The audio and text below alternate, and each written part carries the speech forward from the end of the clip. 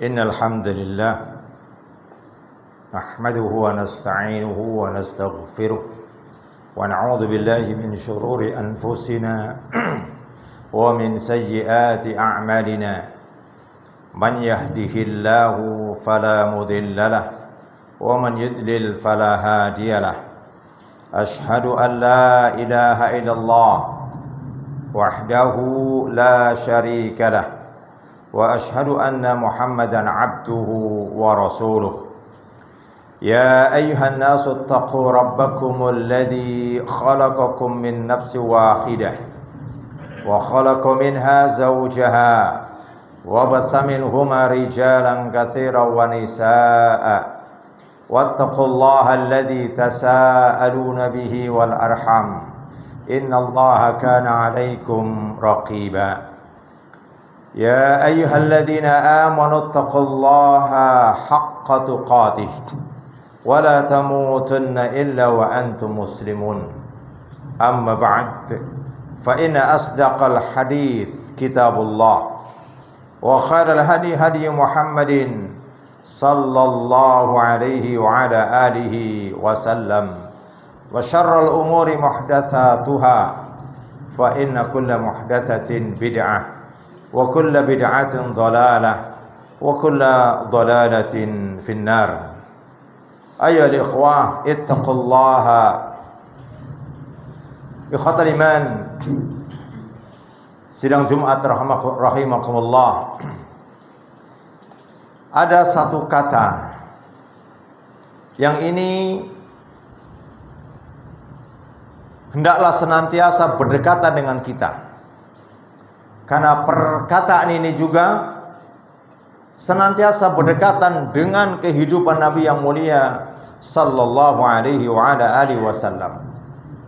Dan bahkan ini adalah satu kata yang semestinya setiap orang adalah berusaha untuk menggapai, berusaha untuk mendapatkannya, atau bahkan berusaha untuk mengejarnya.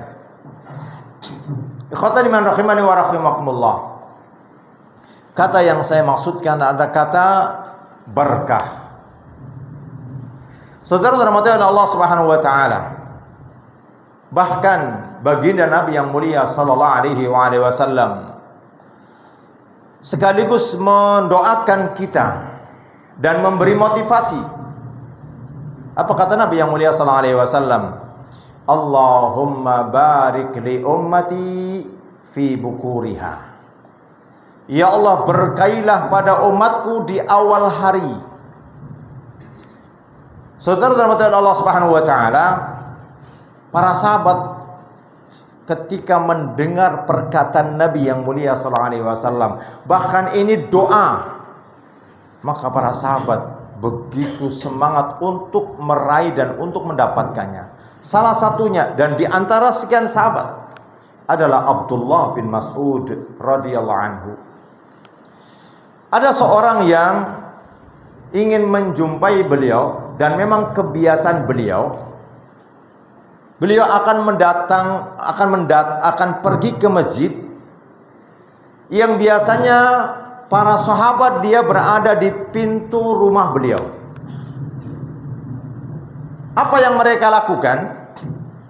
Mereka akan memanfaatkan waktu keberangkatan Abdullah bin Mas'ud sampai ke masjid untuk berbincang tentang agama, untuk menanyakan kemuskilan-kemuskilan tentang apa yang dia tidak memahami dalam satu di antara kemuskilan. Kisah yang sangat masyhur adalah kisahnya Abu Musa al-Asy'ari. Saat dia datang, ternyata dia mampir ke masjid sebelum subuh. Didapati di masjid ada beberapa halaqah, dan setiap halaqah dipimpin oleh seorang. Kemudian pimpinan mereka mengomando. Apa yang mereka komando? Sabbihu mi'ah, bertasbihlah 100 kali. Maka orang yang ada di lingkarannya mereka menghitung dengan batu-batu kecil, subhanallah, subhanallah, secara serempak. Setelah selesai, yang lainnya juga begitu. Yukabbiru mi'ah, bertakbirlah 100 kali. Maka mulai dia dengan kerikilnya, Allahu Akbar, Allahu Akbar, Allah dan seterusnya. Maka Abu Musa al-Asy'ari mau mengingkari, ini baik. Orang bertasbih, orang berzikir. Mau diingkari, rasanya ini baik. Tapi tidak diingkari, nggak pernah terjadi pada masa Nabi yang mulia sallallahu alaihi wasallam. Model zikir seperti ini, bukan zikirnya, modelnya. Sehingga dia datang ke rumah Abdullah bin Mas'ud sebelum subuh. Taib. Maka satu ketika dia seorang sahabat dan mendatangi, yakni setelah waktu subuh, untuk menanyakan tentang sesuatu karena tidak sempat sebelum subuh. Ternyata begitu dia datang ke rumahnya oleh salah seorang dari yakni pembantunya ataupun orang yang melayaninya, dia mengatakan Abdullah bin Mas'ud sedang berzikir. Karena betul-betul memahami, Rasulullah mengatakan Allahumma barik li ummati fi bukuriha. Ya Allah, berkailah umatku di awal hari, di pagi hari. Maka di awal hari dia gunakan waktunya untuk berzikir kepada Allah Subhanahu wa taala. Dan ini tentunya sesuai dengan kondisi dan keadaan setiap orang. Bukan berarti setelah ini gak ada orang yang keluar setelah subuh sampai kemudian dia lewat duha. Kenapa? Kita harus berzikir dulu. Bukan. Karena berzikir pada hakikatnya memanfaatkan waktu dalam rangka untuk mentaati Allah. Meskipun dalam satu keadaan harus ada situasi, keadaan dan metode dan cara tertentu. Baik. Demikian pula yang dilakukan oleh Syekhul Islam Ibnu Taimiyah rahimahullahu taala. Disebutkan bahwasanya oleh Al-Imam Al-Qayyim, ketika dia datang di waktu pagi, maka dia sedang menggunakan waktunya untuk berzikir. Salah satunya. Kemudian, saudara-saudara Allah Subhanahu wa taala, bahkan kita mengenal dalam sejarah ada seorang yang bernama Abu Thalhah dan istrinya namanya Ummu Sulaim. Ummu Sulaim adalah ibunya Anas yang mengantar Anas di usia 10 tahun. Satu ketika Anas punya adik. Ternyata adiknya sakit. Saat sakit, kebetulan atau takdir Allah, suaminya akan pergi untuk melakukan sebuah kafilah dagang. Maka pergilah dia dalam keadaan meninggalkan putranya sakit. Pergilah dia dalam waktu yang tentunya dulu perjalanan nggak bisa diprediksi, mungkin 2 hari, 3 hari, 1 bulan, 2 bulan. Sampai akhirnya betul-betul selesai perjalanan, pulanglah Abu Thalhah. Saat Abu Thalhah pulang, tentu dia menginginkan jawaban atau menginginkan informasi tentang anaknya. Apa dia katakan? Ketika dia, bagaimana putra kita yang sakit? Dia mengatakan, putramu lebih tenang dari sebelumnya. Putramu lebih tenang dari sebelumnya. Maka Abu Thalhah dia tidak kemudian ada sesuatu yang aneh. Maka dia biasa, istrinya dia menyiapkan makanan, kemudian melayaninya sampai di malam hari berhubungan.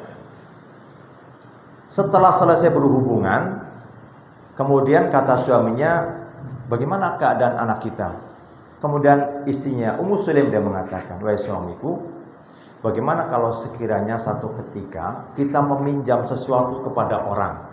Kalau orang yang meminjami kemudian dia mengambil pinjamannya, kita tahan atau kita berikan? Kata Abu Thalhah, ya tentu kita berikan. Sesungguhnya anak kita adalah pinjaman dari Allah Subhanahu wa taala. Sungguh anak kita telah diambil oleh Allah Subhanahu wa taala. Sehingga suaminya dia merasa ada sesuatu. Kenapa? Dari kemarin enggak ada masalah sampai berhubungan, ngadu kepada Rasulullah sallallahu alaihi wasallam. Saat dia datang kepada Nabi yang mulia sallallahu alaihi wasallam mengadu tentang masalahnya, apa yang Rasulullah katakan? Allahumma barik lahuma wa lailatahuma.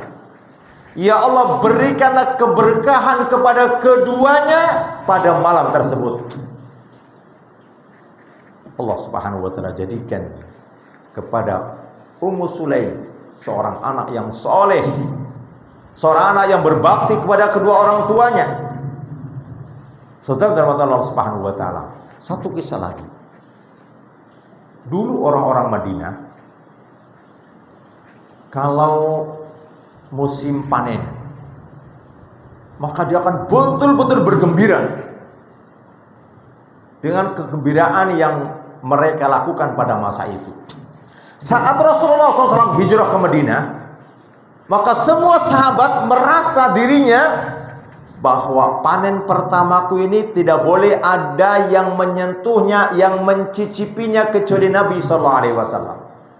Maka setiap sahabat yang mengalami panen pertama di musim panas, dia akan petikan setandang, datang kepada Nabi yang mulia SAW, membawa dua, yang masih mangkal dan yang sudah masak.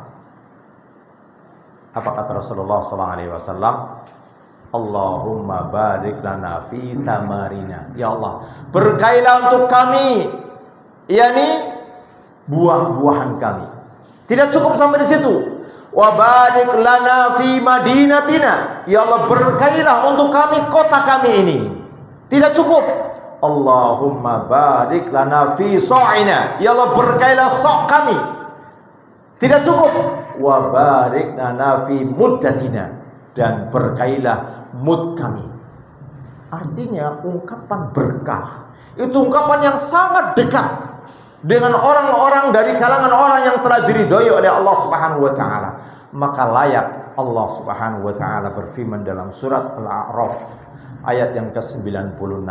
Kata Allah Subhanahu wa taala, "Walau anna ahlal qura amanu wattaqau la fatahna 'alaihim barakatin minas sama'i wal ardh." Kalau penduduk suatu negeri,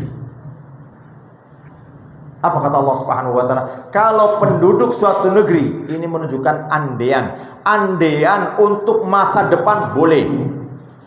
Tapi andaian yang sudah lewat ini tipu daya syaitan. Maka Allah mengatakan kalau satu penduduk negeri mereka beriman dan bertakwa, apa kata Allah Subhanahu wa taala? La fatahna 'alaihim barakatin minas sama'i wal ardh. Sungguh akan aku bukakan dari langit dan dari bumi keberkahan. Maka saudara-saudara mata Allah Subhanahu wa taala, tentu kita ingin dalam hidup ini kita menginginkan keberkahan. Maka salah satu di antaranya adalah ketika kita disebut nama Allah. Ketika disebut nama Allah artinya ketika diingatkan tentang syariat Allah, salah satu maknanya. Karena di Al-Qur'an Allah Subhanahu wa taala, wa idza dzukirallahu wajilat qulubuhum. Apabila disebutkan nama Allah, hatinya bergetar. Hati bergetar, kalau dia salah segera sadar. Kalau dia dalam keadaan benar, dia bersyukur, berada di atas kebenaran. Berapa banyak orang yang berada di atas kesalahan, saat diperingatkan dengan peringatan dari Allah Subhanahu wa taala, dia ngengkel, dia bantah, bahkan dia berpaling. Ini tidak wajilat qulubuhum. Atau ketika berada di atas kebenaran dia sombong, meremehkan yang lainnya, merasa dirinya saja yang masuk surga. Ini pun tidak wajilat qulubuhum.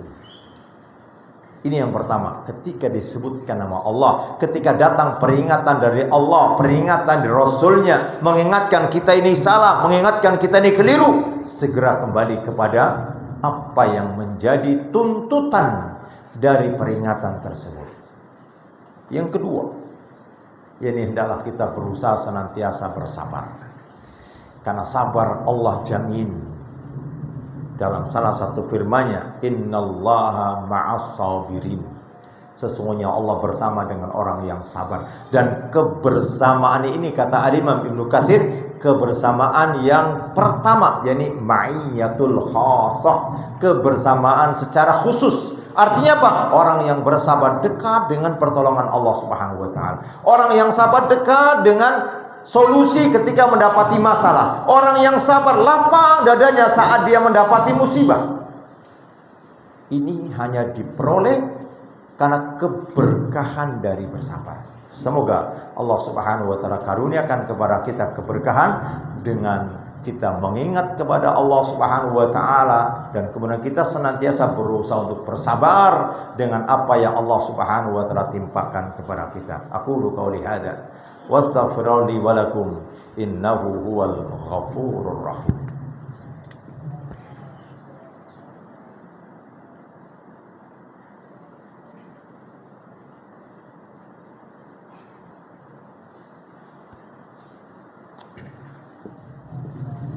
Alhamdulillah alladzi arsala rasulahu bil huda wa dinil haqq liyuzhirahu 'ala dini kullihi walau karihal musyrikun. Asyhadu an la ilaha illallah wahdahu la syarika lah wa asyhadu anna Muhammadan 'abduhu wa rasuluh. Amma ba'd. Hadirin sidang Jumat yang dirahmati oleh Allah Subhanahu wa taala. Dari apa yang saya uraikan di depan, bagaimana besarnya keberkahan, pentingnya keberkahan, bagaimana cara kita mendapatkan keberkahan. Salah satu yang paling penting adalah luangkan waktu dalam 24 jam diri kita untuk duduk dalam majelis al-ilm. Karena apapun yang kita lakukan kalau tidak didasari dengan ilmu, kemungkinan besar keliru, kalau tidak kebetulan betul. Yang akan membetulkan ketika kita berada di majelis al-ilmu. Kenapa? Kita akan dikoreksi mana kesalahan kita, mana yang harus kita pertahankan, mana yang harus dikemudiankan, dan mana yang harus didahulukan. Dan keutamaan duduk dalam majelis ilmu, salah satunya kita akan berusaha untuk bersabar. Karena mungkin kadang kita mendapati guru yang mungkin tidak sesuai dengan keinginan kita. Ada mendapati guru yang mungkin jauh dengan apa yang dalam bayangan kita. Kita mungkin punya idealisme, guru ini mestinya seperti ini, seperti ini, seperti ini. Ternyata tidak. Kita belajar sabar. Dan yang kedua, bahwasanya dalam duduk majelis ilmu, kita tahu di majelis ilmu itu Allah Subhanahu wa taala minimalnya orang-orang yang ada dalamnya akan diliputi oleh para malaikat. Dan kita tahu malaikat ketika mendoakan kemungkinan besar akan dikabulkan oleh Allah Subhanahu wa taala. Maka kalau kita satu waktu pun tidak ada kesempatan duduk dalam majelis ilmu, jangan salahkan kesulitan hidup menimpa, hutang makin banyak, yang kemarin belum lagi dibayar tapi datang lagi hutang. Karena kita meremehkan apa yang menjadi solusi yang seharusnya kita mengambil berat terhadap solusi tersebut. Semoga Allah Subhanahu wa taala golongkan kita termasuk orang-orang yang mendapatkan keberkahan dengan apa yang Allah Subhanahu wa taala berikan caranya. Innallaha wa malaikatahu yusalluna 'alan nabi ya ayyuhalladzina amanu sallu 'alaihi wa sallimu taslima. Allahumma salli ala Muhammad wa ala ali Muhammad kama sallaita ala Ibrahim wa ala ali Ibrahim wa barik ala Muhammad wa ala ali Muhammad kama barakta ala Ibrahim wa ala ali Ibrahim innaka Hamidum Majid. Allahumma fil mu'minina wal mu'minat wa li jami'il muslimina wal muslimat al ahya'i minhum wal amwat. Rabbana atina min ladunka rahmah wa hayyi' lana min amrina rasyada. Allahumma anzil alaina imanan kamilan. Allahumma ansur ikhwanana al-muslimina fi Filistin. Allahumma ansur ikhwanana fi kulli makan. Allahumma ansur ikhwanana fi kulli makan. Rabbana atina fid dunya hasanah wa fil akhirati hasanah wa qina adzabannar.